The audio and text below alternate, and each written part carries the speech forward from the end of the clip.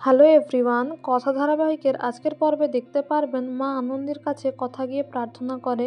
বলে, মা আনন্দী, তুমি দেখো জুনি আর অঙ্কিতদার মধ্যে যেন দূরত্ব আর না বাড়ে, আর তাদেরকে সমস্ত বিপদ আপদ থেকে রক্ষা করো। তারপর কথা ফুল দিতে গিয়ে দেখে একটা ফুল প্রদীপের উপরে পড়ে যায় আর ফুলটা পুড়েও যায়।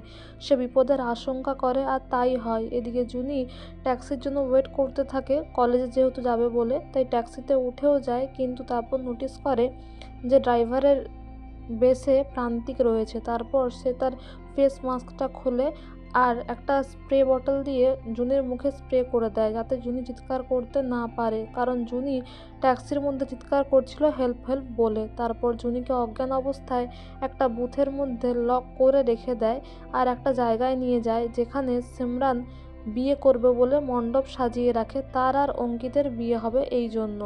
আর প্রান্তিকও জুনিকে থ্রেট করতে থাকে। জুনি বলে, আমার বোন কথা জানতে পারলে কিন্তু তোমাদের কাউকে ছেড়ে দেবে না, অঙ্কিতবাবু জানলেও কিন্তু তোমায় ছাড়বে না সিমরান।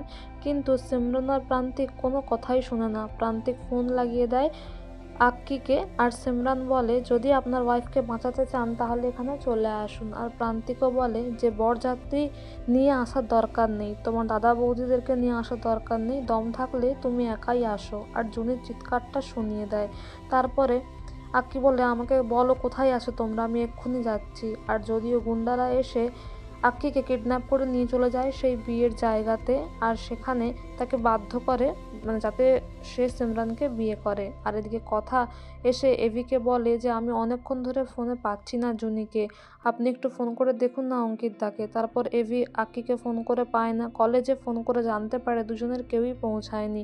তারপর তারা টেনশন করতে থাকে। তারপর প্র্যাটি বলে যে আমি লোকেশনটা ট্র্যাক করছি, আর লোকেশন ট্র্যাক করে তারা হাইওয়ের কাছেও পৌঁছায়। সেখানে রাস্তার ধারে আক্কির ফোনটাও তারা খুঁজে পায় আর একটা টায়ারের দাগও দেখতে পায়। তারা বুঝতে পারে সেখান থেকে এই আক্কিকে কোথাও নিয়ে যাওয়া হয়েছে। তো বন্ধুরা, এই ছিল আজকের কথা ধারাবাহিকের আপডেট।